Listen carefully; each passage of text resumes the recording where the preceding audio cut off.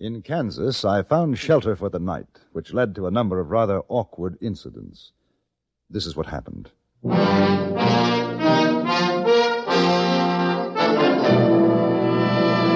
Frontier Gentlemen.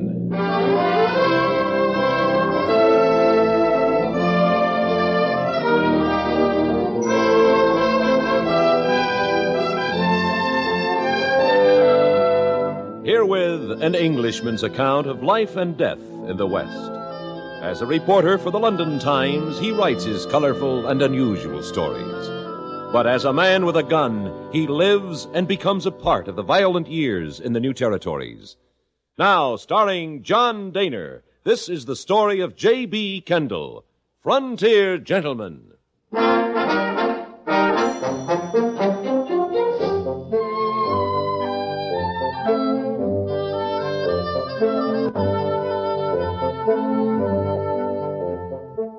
My rainmaking friend Darby Bullman had offered to take me into partnership in a new venture, namely water divining, the discovery of hidden springs and wells by methods known only to Mr. Bullman. I declined with thanks and hastily set out alone for the town of Independence, which I knew to lie some 20 miles distant. I hoped to arrive before dark, but my horse had gone slightly lame, and I faced the depressing prospect of camping hungry in a steadily falling rain. But a few minutes later, I was cheered at the sight of a dim glow of light in the gathering dusk, and came upon a frame building surrounded by a stand of willowy trees. I tied up my horse, knocked at the door. It was immediately opened by a pleasant-looking young man of about 20. Evening, sir. Good evening. You're looking mighty wet. Come on in. Thank you. Oh, this is a store? Yes, sir. Not much of a one. Only place between Independence and Osage Mission for supplies. Ah. Where are you bound? Independence. Tonight? Well, if I can. I wouldn't try if I was you. Trail's washed out a couple of miles up the way. Less than you know it good, you can get bogged down pretty bad. Oh?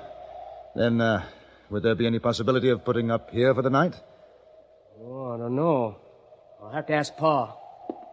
Pa? Me and my Pa and Ma and Sally, we live in the back.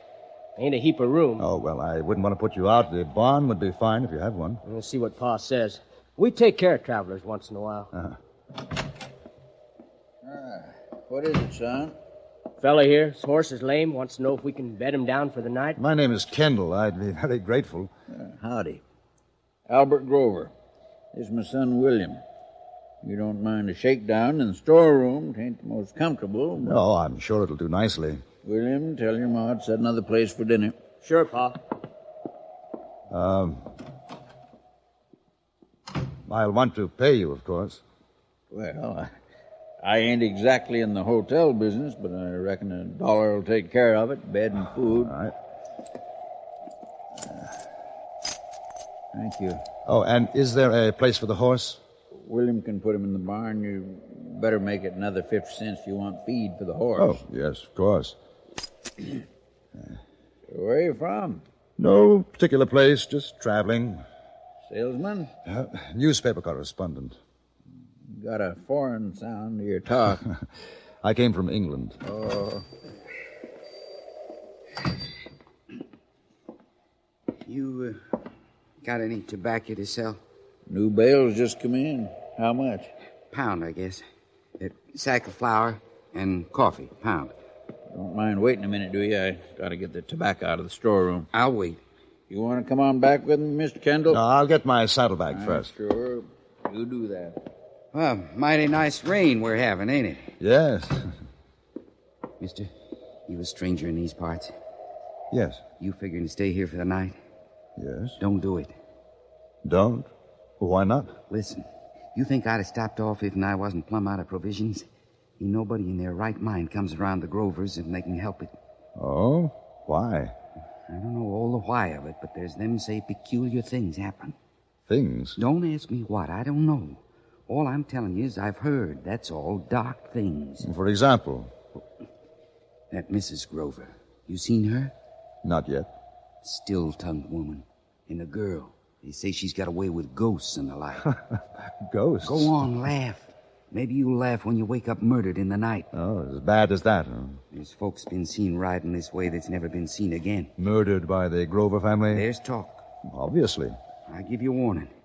As soon as I get my provisions, I'm putting distance between me and this place. Even you got the sense you was born with. You'll do the same. Good evening. You're Mr. Kendall? Yes, that's right. I'm Sally Grover.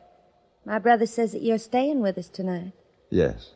My mother asks if you'll be satisfied with meat pie, or would you rather have a plate of beef? Oh, whichever is convenient. I don't want to put you in any trouble. No trouble. Mm-hmm. Meat pie, then. Thank you. I'll tell Mother. Are you being attended, sir? Fine. I'm just fine. Yes, ma'am. Very well. Dinner will be in about a half an hour, Mr. Kendall. Thank you.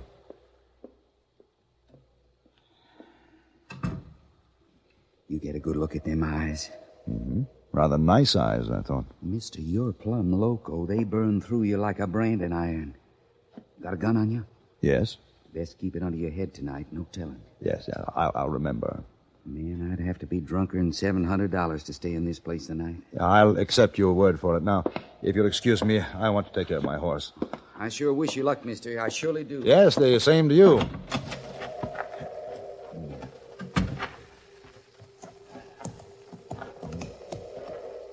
That's you, Mr. Kendall?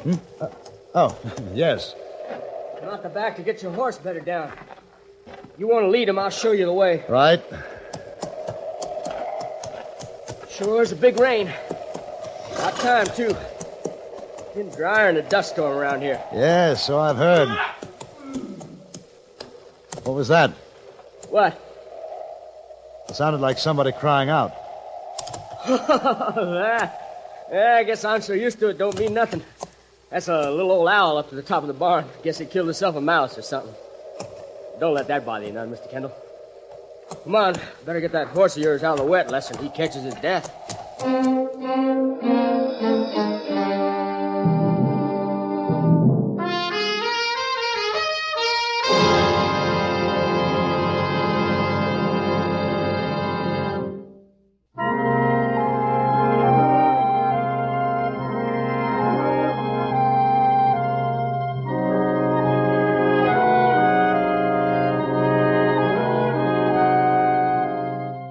I left young William Grover to rub down the horse and feed him.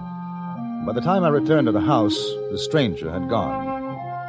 I met Mrs. Grover, a tall, dark-haired woman, severe, unsmiling, and a few minutes later we were seated at the table eating an excellent meat pie.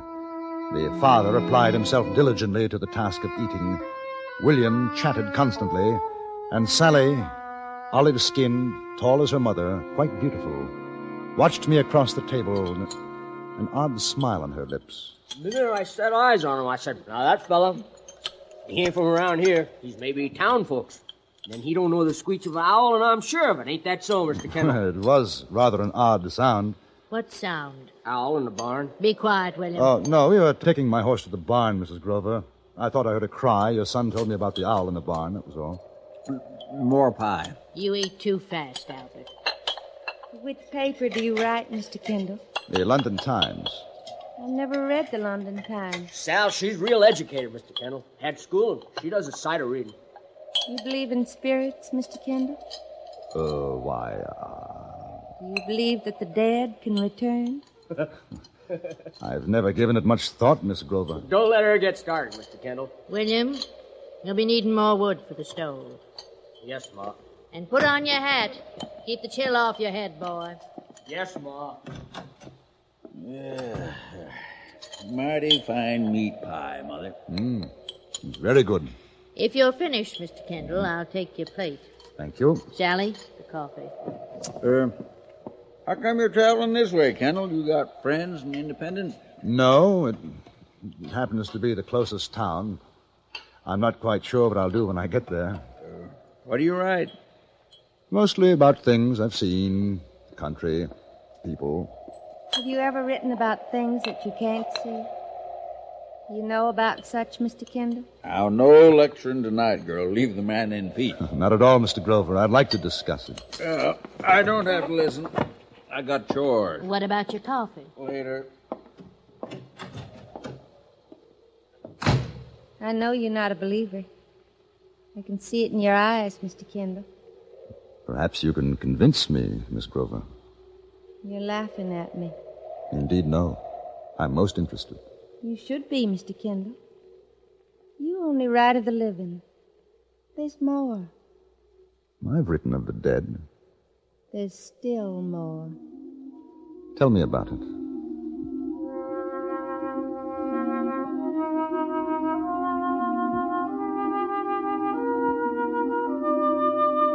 I don't know for how long she talked. Strange thoughts, half-formed ideas, philosophies.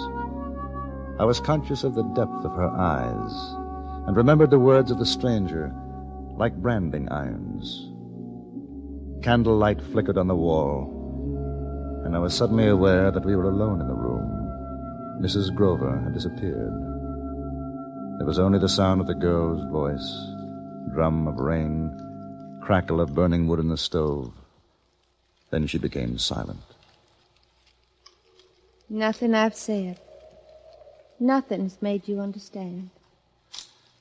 The experiences, things that have happened to you, they're quite possibly true. I think I'd have to see and hear for myself, though. People here believe in me. I've lectured for miles around. They're afraid of me, too. Is that good? If you knew, you'd be afraid. Is that what you want? People to fear you? I would have thought that a girl like you, pretty, intelligent... Pretty. That's really all you see in me, isn't it? All any man sees. You'd like to make love to me. No. No, I don't think so. Oh? You're a little too direct for me, Miss Grover. Why shouldn't I be direct? I'm different.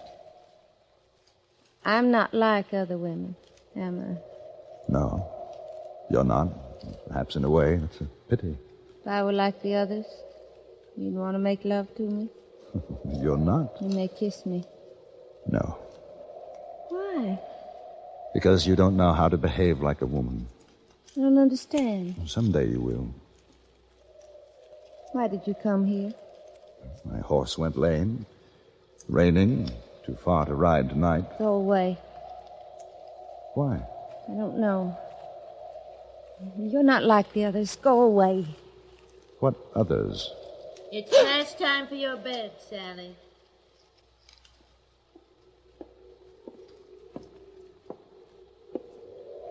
You'll be wanting your own sleep, Mr. Kendall.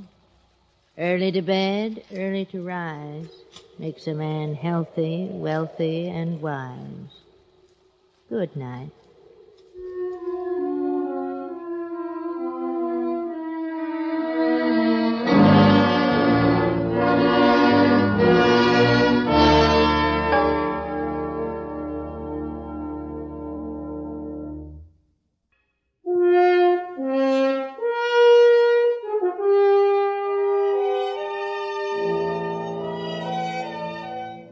I lay on my cot in the cold little storeroom, shadows wavering on the wall in the uncertain light of the sputtering candle.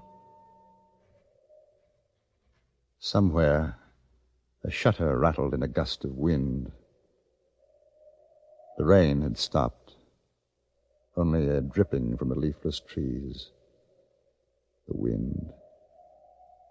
Uneasy sounds, and I felt under the blanket roll, which served as a pillow.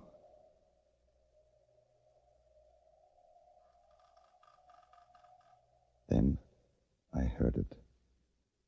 Somebody outside my door. I drew out my gun. The latch, slowly raising.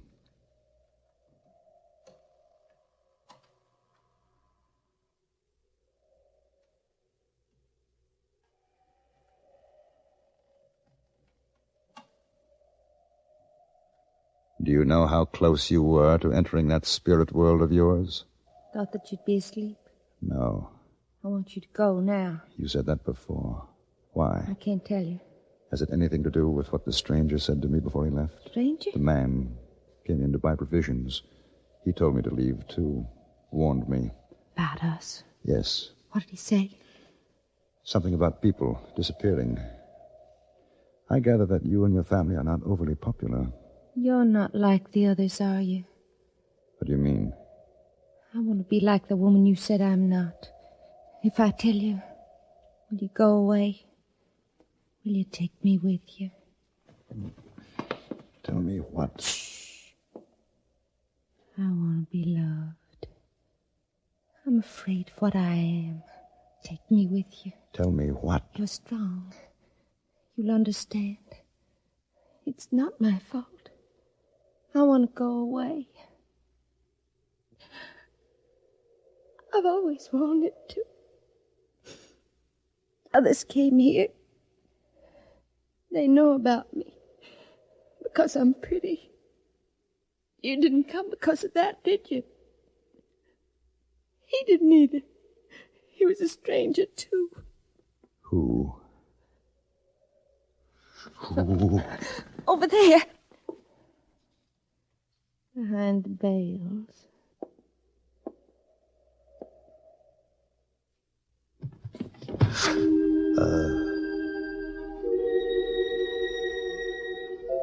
The stranger I had seen a few hours earlier was lying huddled against the wall, surrounded by bales of tobacco, sacks of flour and sugar.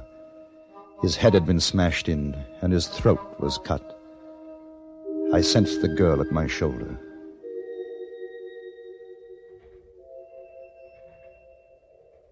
They didn't have time to take him outside. They were afraid you'd hear. See, you were in the barn. Why? You'll take me with you? Listen to me. Why have they done this? The money. They get yours, too. The others. You said there were others. Yes. How many? I don't remember. Will you take me with you? Now? Before they come to do it? You murdered them? No. Pa and William, they do the killing. The others weren't like you, though. I didn't care if they died. I always had to die first. When are they coming for me? Do you know? Soon.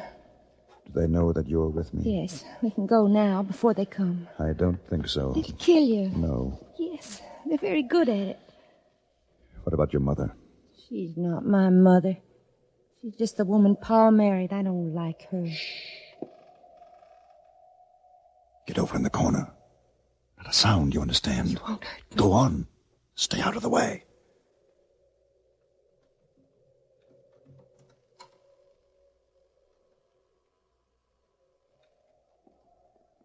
Pa, Over here. Pa's got a gun!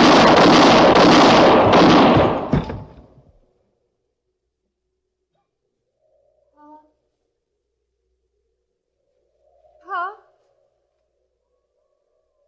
Pa!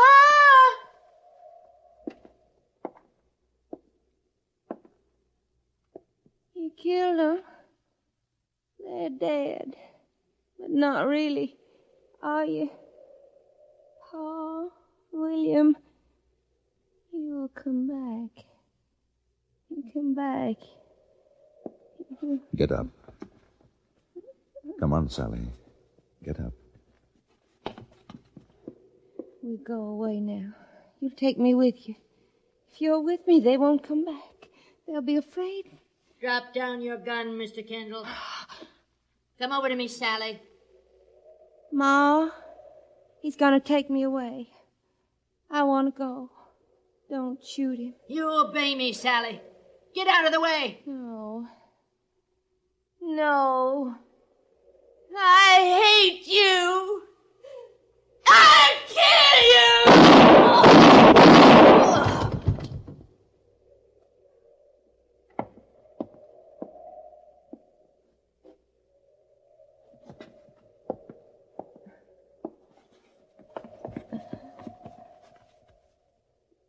Is she dead?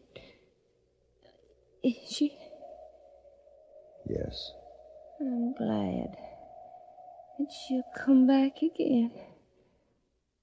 They all will. They won't hurt you anymore. You take me away now. Yes. I'll behave like a woman. I won't tell you to kiss me. I'd like to. I want to. Yes.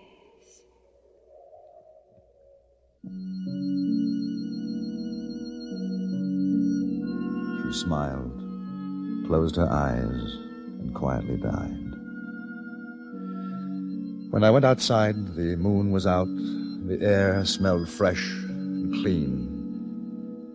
And very faintly, I thought I heard the voice of a girl calling to me.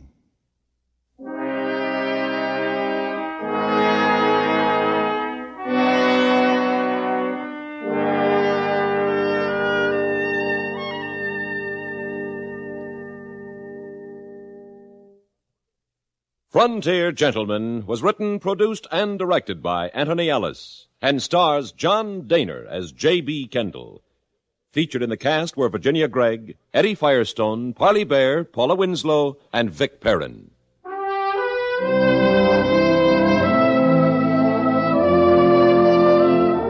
Join us again next week for another report from the Frontier Gentlemen. Bud Sewell speaking. Drive with care. Nobody has a life to spare. This is the CBS Radio Network.